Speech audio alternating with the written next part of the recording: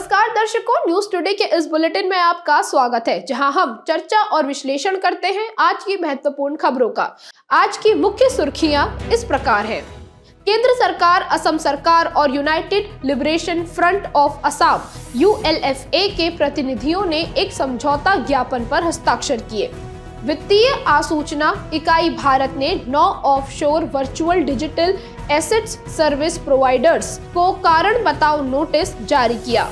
भारतीय reserve bank ने payment infrastructure development fund PIDF योजना को 2025 तक बढ़ाया। संसद की स्थायी समिति ने प्रधानमंत्री ग्राम सड़क योजना के तहत खराब गुणवत्ता वाली सड़कों को चिन्हित किया। केंद्रीय पर्यावरण मंत्री ने national transit pass system NTPS one nation one pass launch किया। संपत्ति कर सुधार के लिए आवासन और शहरी कार्य मंत्रालय एवं जनाग्रह द्वारा टूलकिट जारी की गई।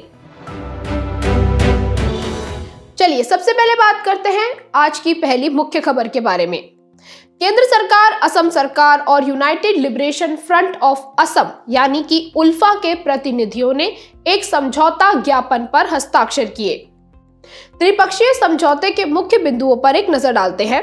समझौते के अनुसार देशज लोगों के लिए 97 सीटें असम विधानसभा में आरक्षित होंगी। रिपोर्ट के अनुसार लगभग 1.5 लाख करोड़ रुपए का निवेश इस क्षेत्र में किया जाएगा और संवैधानिक सुरक्षा उपाय की बात करें तो भूमि अधिकारों की रक्षा और एक निर्वाचन क्षेत्र से दूसरे निर्वाचन क्षेत्र में प्रवास पर प्रतिबंध लगाने के लिए प्रावधान किए जाएंगे। चलिए अब बात करते हैं उल्फा के बारे में। इसका गठन 1979 में किया गया था। ये असम के देशज लोगों के लिए एक संप्रभु असम की मांग के तौर पर गठित हुआ था। तब से इस संगठन ने कई हिंसात्मक घटनाओं को अंजाम दिया है, जिस वजह से केंद्र सरकार ने 1990 में इसे प्रतिबंधित संगठन घोषित कर दिया था। उसके बाद साल 2011 में उल्फा संगठन 2 गुटों में बंट गया।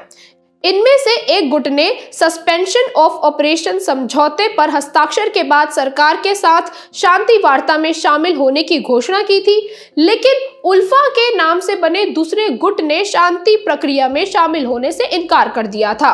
केंद्र ने साल 2020 से लेकर अब तक असम के कई विद्रोही जनजातीय संगठनों जैसे कि बोडो, दिमासा, कार्बी आदि के साथ शांति समझौतों पर हस्ताक्षर किए हैं। नवंबर 2023 में भी मणिपुर के विद्रोही समूह यूनाइटेड नेशनल लिबरेशन फ्रंट यानी UNLF के साथ भी इसी तरह के शांति समझौते पर हस्ताक्षर किए गए थे। चलिए अब रुख करते हैं आज की दूसरी मुख्य खबर का। वित्तीय आसूचना इकाई भारत FIUIND ने 9 offshore virtual digital assets service providers VDASP को कारण बताओ नोटिस जारी किया है। VDASP भारत की सीमाओं के भीतर या बाहर डिजिटल एसेट्स और पारंपरिक मुद्राओं के बीच कन्वर्जन, डिजिटल एसेट्स के ट्रांसफर, डिजिटल एसेट्स की सुरक्षा या प्रबंधन जैसी गतिविधियों में शामिल है। इन्हें धन शोधन निवारण अधिनियम 2002 की धारा 13 के तहत कारण बताओ नोटिस जारी किए गए हैं। सबसे पहले बात करते हैं वित्तीय आसूचना इकाई भारत FIUIND के बारे में। ये केंद्रीय वित्त मंत्रालय के तहत कार्य करती है। इसे साल 2004 में केंद्रीय राष्ट्रीय एजेंसी के रूप में स्थापित किया गया था। इसे संदिग्ध वित्तीय लेन देन से संबंधित जानकारी प्राप्त करने और उस जानकारी की प्रोसेसिंग, विश्लेषण और प्रसार करने की जिम्मेदारी दी गई है। ये एक स्वतंत्र निकाय है। ये केंद्रीय वित्त मंत्री की अध्यक्षता वाली आर्थिक आसूचना परिषद यानी कि इकोनॉमिक इंटेलिजेंस काउंसिल EIC को सीधे रिपोर्ट करता है। VDA के कारण मनी लॉन्ड्रिंग से जुड़ी काफी सारी चिंताएं मौजूद है, जैसे कि प्रिडिकेट। इसमें वर्चुअल एसेट्स के बदले में गैर कानूनी गतिविधि से धन जुटाना शामिल है। अगला, प्लेसमेंट।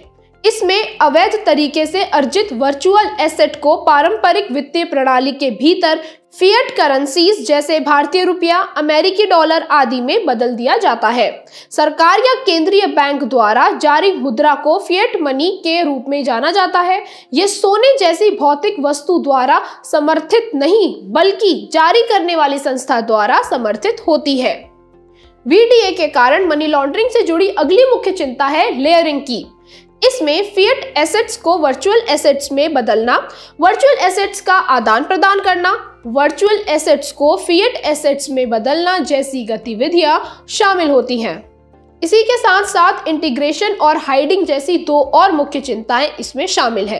इंटीग्रेशन के तहत क्रिप्टो भुगतान स्वीकार करने वाली एक ऑनलाइन कंपनी का गठन किया जा सकता है ताकि गलत तरीके से अर्जित आय और अवैध क्रिप्टो एसेट्स को वैध बनाया जा सके। और हाइडिंग के तहत क्रिप्टो लेन देन के बीच लिंक्स को तोड़ने के लिए मिक्सर और टम्बलर जैसी अनाम सेवाओं का उपयोग किया जा सकता है। खबर के आखिर में समझते हैं भारत में VDASPs के लिए मौजूद विनियामक फ्रेमवर्क के बारे में। VDASPs को मार्च 2023 में PMLA के तहत एंटी मनी लॉन्ड्रिंग या counter financing of terrorism AML-CFT framework के दायरे में लाया गया था। उन्हें FIU-IND के पास रिपोर्टिंग यूनिट के रूप में पंजीकृत होना आवश्यक है। अब तक 31 VDASPs ने FIU में पंजीकरण कराया है। चलिए अब रुख करते हैं आज की तीसरी मुख्य खबर का। भारतीय रिजर्व बैंक ने payment infrastructure development fund PIDF योजना को 2025 तक बढ़ाया। PIDF योजना को पहली बार साल 2021 में 3 वर्षों के लिए शुरू किया गया था। इसका उद्देश्य टियर 3 से टियर 6 केंद्रों, पूर्वोत्तर राज्यों और केंद्र शासित प्रदेशों जैसे कि जम्मू कश्मीर और लद्दाख में भुगतान स्वीकार करने वाले इंफ्रास्ट्रक्चर के उपयोग को बढ़ावा देना है। इन इंफ्रास्ट्रक्चर्स में physical point of sale terminal यानी POS, क्विक रिस्पॉन्स कोड यानी QR कोड आदि शामिल है। आपकी जानकारी के लिए बता दें कि इससे पहले भी इस योजना का विस्तार किया गया था। तब इसमें टियर 1 और टियर 2 केंद्रों में PM street vendors Atmanirbhar Nidhi के तहत कवर किए गए स्ट्रीट वेंडर्स को शामिल किया गया था। PIDF को एक सलाहकार परिषद के माध्यम से शासित किया जाता है और इसका प्रबंधन और प्रशासन RBI द्वारा होता है। इस योजना में शामिल किए गए भुगतान स्वीकार करने वाले डिवाइसेस के प्रकार की बात करें तो इसमें physical POS, mobile POS, general packet radio service GPRS, public switch telephone network PSTN जैसे नाम शामिल है। लाभार्थियों और भुगतान स्वीकार करने वाले इंफ्रास्ट्रक्चर के दायरे को बढ़ाने के लिए PIDF योजना के तहत कुछ उपाय भी किए जा रहे हैं, जैसे कि सभी केंद्रों में PM विश्वकर्मा योजना के लाभार्थियों को PIDF योजना के तहत व्यापारियों के रूप में शामिल किया गया है। इस योजना के तहत साउंड बॉक्स डिवाइसेस और आधार इनेबल्ड बायोमेट्रिक डिवाइसेस भी सब्सिडी प्राप्त करने के लिए पात्र है। विशेष फोकस वाले क्षेत्रों के लिए सब्सिडी को एक समान करते हुए डिवाइसेस की लागत का 90% कर दिया गया है, चाहे डिवाइस का प्रकार कुछ भी हो। डिजिटल भुगतान को बढ़ावा देने के लिए कुछ अन्य पहलें भी शुरू की गई हैं, जैसे कि आधार इनेबल्ड पेमेंट सिस्टम के जरिए कोई व्यक्ति अपना आधार नंबर प्रस्तुत करके माइक्रो ATM पर वित्तीय लेन देन कर सकता है। आधार पेमेंट ब्रिज सिस्टम ने एक साथ अधिक लाभार्थियों के खाते में तय समय पर सरकारी लाभों के भुगतान और सब्सिडी भुगतान को आसान बना दिया है। यूनिफाइड पेमेंट इंटरफेस UPI ने सिंगल प्लेटफॉर्म उपलब्ध कराया है। इस प्लेटफॉर्म पर एक ही जगह अलग अलग बैंकिंग सेवाएं और सुविधाएं प्राप्त की जा सकती हैं और डिजिटल साक्षरता का विस्तार करने के लिए प्रधानमंत्री ग्रामीण डिजिटल साक्षरता अभियान चलाया जा रहा है। अब बढ़ते हैं आज की चौथी मुख्य खबर की तरफ। संसद की स्थायी समिति ने प्रधानमंत्री ग्राम सड़क योजना के तहत खराब गुणवत्ता वाली सड़कों को चिन्हित किया। ग्राम सड़क योजना सन 2000 में एक केंद्र प्रायोजित योजना के रूप में शुरू की गई थी।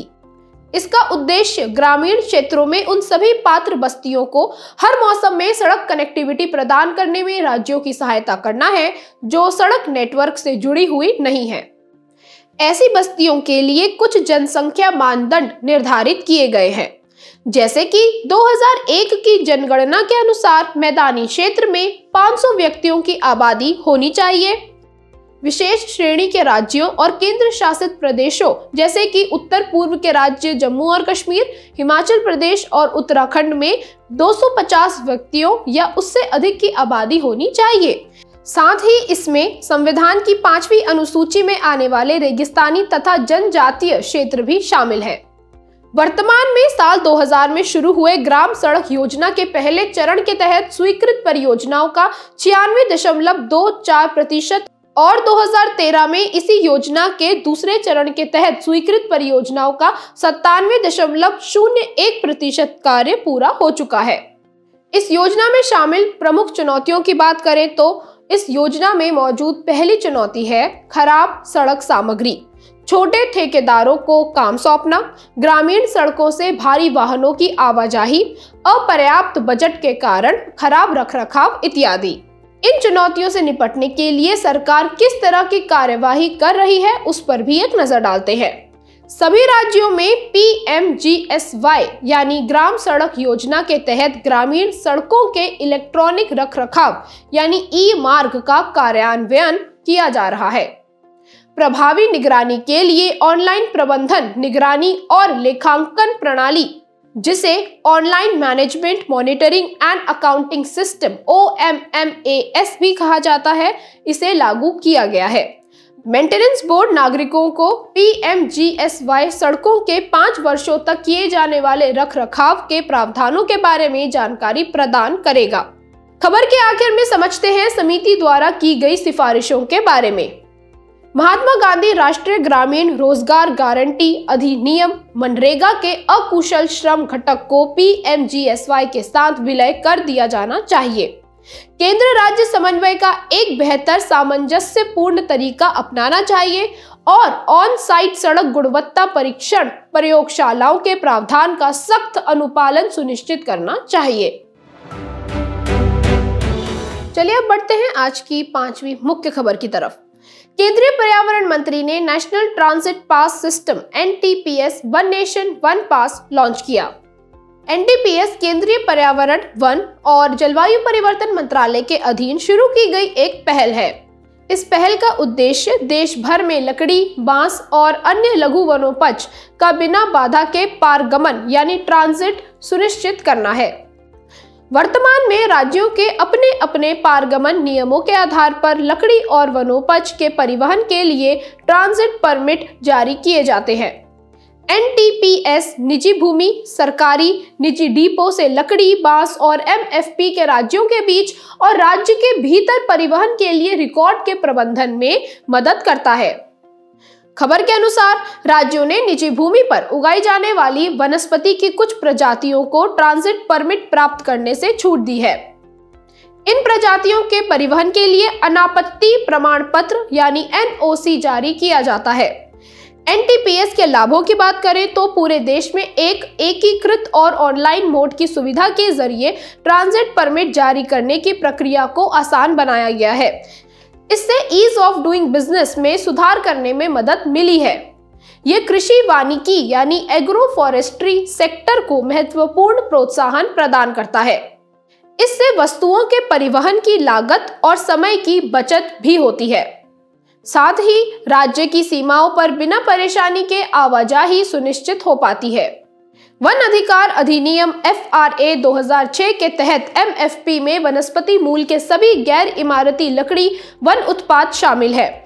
इनमें बांस, ब्रशवुड और स्टंप भी शामिल है। पंचायत अधिनियम 1996, पैसा एक्ट और FRA 2006 के तहत वनवासियों को MFP के स्वामित्व और प्रबंधन से संबंधित कानूनी अधिकार दिए गए हैं। आखिर में समझते हैं वनोपज और लघु वनोपज को बढ़ावा देने के लिए शुरू की गई अन्य पहलों के बारे में। प्रधानमंत्री वन धन योजना शुरू की गई है। इस योजना का उद्देश्य वन आधारित उत्पादों के लिए वैल्यू चेन विकसित करना और जनजातीय समुदायों की आय बढ़ाना है। हाल ही में भारतीय वन और लकड़ी प्रमाणन योजना शुरू की गई है। ये संधारणीय वन प्रबंधन और कृषि वानिकी को बढ़ावा देने के लिए डिजाइन की गई स्वैच्छिक थर्ड पार्टी प्रमाणन योजना है। साथ ही न्यूनतम समर्थन मूल्य के माध्यम से MFP के विपणन के लिए तंत्र और MFP के लिए वैल्यू चेन का विकास योजना भी चलाई जा रही है। चलिए आखिर में रुख करते हैं आज की आखिरी मुख्य खबर का। संपत्ति कर सुधार के लिए आवासन और शहरी कार्य मंत्रालय एवं जनाग्रह द्वारा टूल किट जारी की गई। ये टूल किट शहरी स्थानीय निकायों यानी यूएलबीस में संपत्ति कर में सुधार के लिए नीति निर्माताओं हेतु इजी टू यूज हैंडबुक प्रदान करती है। सबसे पहले संपत्ति कर से जुड़ी कुछ महत्वपूर्ण जानकारियों पर चर्चा करते हैं। यह नगर निगमों के स्वयं के राजस्व के प्रमुख स्रोतों में से एक है, लेकिन इसका संग्रह क्षमता से काफी कम होता है। इसका संग्रह लगभग 20,000 करोड़ रुपए के मौजूदा अनुमान की तुलना में साल 2024 में 40,000 करोड़ रुपए तक होना चाहिए। संपत्ति कर का कम संग्रह होने के कुछ मुख्य कारण हैं विविध प्रकार की छूटों का होना, कर की दर कम होना, संपत्ति की कीमत को कम आंकना और भूमि रिकॉर्ड के रखरखाव में कमी। यूएलबीस को राजस्व जुटाने में किस तरह की चुनौतियों का सामना करना पड़ता है, चलिए उस पर भी एक नजर डालते हैं। यूएलबीस के राजस्व के अपने स्रोत उनके कुल राजस्व के आधे से भी कम है। इसके परिणाम स्वरूप राज्यों द्वारा धन अंतरण यानी ट्रांसफर पर निर्भरता बढ़ जाती है।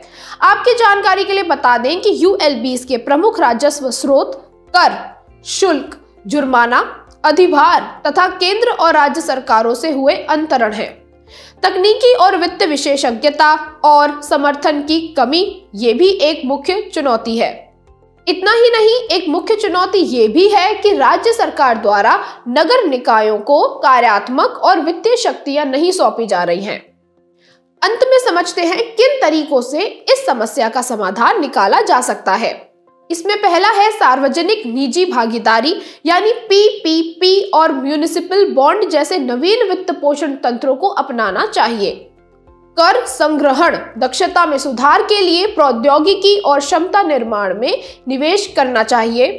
साथ ही उपयोगकर्ता शुल्क को समय समय पर उचित स्तर पर संशोधित करना काफी जरूरी है और राज्य सरकारों द्वारा यूएलबीस को अधिक स्वायत्तता और वित्तीय लचीलापन भी प्रदान करना चाहिए। बुलेटिन के आखिर में अब बात करते हैं सुर्खियों में रहे स्थल की। हमारा आज का स्थल है निकरागुआ, जिसकी राजधानी है मानागुआ। हाल ही में भारतीयों को लेकर निकरागुआ जाने वाले एक विमान को मानव तस्करी के संदेह के कारण फ्रांस में रोक दिया गया था। ये मध्य अमेरिका का एक देश है और इसकी सीमाएं उत्तर में होंडुरस और दक्षिण में कोस्टा रिका से मिलती हैं। इसके पूर्व में कैरेबियन सागर और पश्चिम में प्रशांत महासागर स्थित है। निकरागुआ के भौगोलिक विशेषताओं की बात करें तो इस देश के मुख्य पर्वत हैं एमरिक, योलेना और हुआपी पर्वत और इस देश के मुख्य ज्वालामुखी हैं मोमोटोम्बो, सैन क्रिस्टोबल और कॉन्सेपिकॉल। इस देश की मुख्य नदियों में नेग्रो, एस्टेरो रियल, टामारिंडो और मुख्य झीलों में निकरागुआ और टिस्कापा झील का नाम शामिल है। इस देश का सर्वोच्च शिखर मोगोटन पीक है, जिसकी ऊंचाई 2103 मीटर है। अब बात करते हैं आज की संक्षिप्त सुर्खियों की। दक्षिण अफ्रीका ने इजराइल के खिलाफ आईसीजे यानी इंटरनेशनल कोर्ट ऑफ जस्टिस में मामला दायर किया है। इसमें इजराइल पर गाजा में नरसंहार करने के अपराध का आरोप लगाया गया है। केंद्र सरकार ने सुकन्या समृद्धि योजना पर ब्याज दरों में वृद्धि की है। इसे 2015 में बेटी बचाओ बेटी पढ़ाओ योजना के तहत शुरू किया गया था। ये बालिकाओं के लिए एक लघु जमा योजना है। आईपीसी अधिकारी नीना सिंह सीआईएसएफ की पहली महिला महानिदेशक बनी है। सीआईएसएफ एक केंद्रीय सशस्त्र पुलिस बल है। इसका गठन केंद्रीय औद्योगिक सुरक्षा बल अधिनियम 1968 के तहत किया गया है। भारतीय रिजर्व बैंक ने स्पष्ट किया है कि विनियमित संस्थाओं के लिए ग्रीन डिपॉजिट जुटाना अनिवार्य नहीं है। भारतीय मानक ब्यूरो ने marine energy conversion system MECS के क्षेत्र में मानकीकरण को बढ़ावा देने के लिए MECSSC नाम से एक समर्पित तकनीकी समिति गठित की है। साइबर सुरक्षा शोधकर्ताओं ने कमेलियन ट्रोजन नामक नए मेलवेयर के बारे में चेतावनी जारी की है। कमीलियन ट्रोजन अपनी पहचान छुपाने के लिए वैध एंड्रॉयड ऐप्स से जुड़ जाता है और ऐप्स के बैकग्राउंड में कोड संचालित करता है। आरबीआई ने विदेशी मुद्रा प्रबंधन अधिनियम FEMA 1999 के तहत अधिकृत व्यक्तियों के लिए लाइसेंसिंग फ्रेमवर्क का एक मसौदा जारी किया है। हाल ही में केरल के चिन्नार वन्य जीव अभयारण्य में यूरेशियन ऊदबिलाव देखा गया। यूरेशियन ऊदबिलाव शर्मीला और निशाचर प्रकृति का जीव है। जाने से पहले आपकी समझ की परीक्षा के लिए डालते हैं एक नजर हमारे स्पेशल सेगमेंट प्रश्नोत्तरी पर।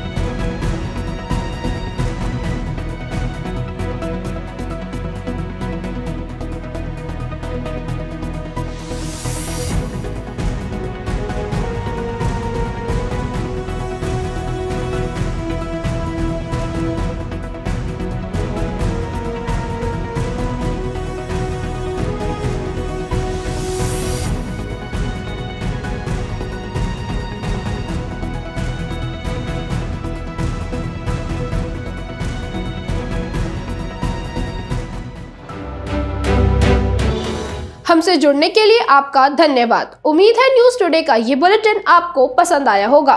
न्यूज टुडे की PDF को डाउनलोड करने के लिए और आज की क्विज के उत्तर के लिए डिस्क्रिप्शन में दिए गए लिंक पर क्लिक कीजिए।